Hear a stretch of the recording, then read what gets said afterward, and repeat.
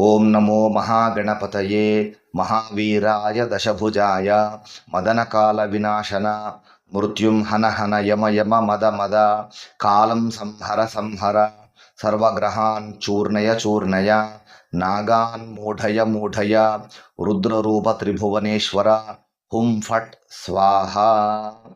ఇది అద్భుతమైనటువంటి మంత్రము. అంటే చాలా వరకు మంచి ఫలితాలు లభిస్తాయి అని అంటే దాని అర్థము ఏదో అద్భుతం జరిగిపోతుంది జీవితం కానీ, లేదా కోట్లు వచ్చి మీ ముందు పడతాయని కానీ, మీరు అఖండ ఐశ్వర్యవంతులు అవుతారని కానీ ఇలా కాదు నా ఉద్దేశము.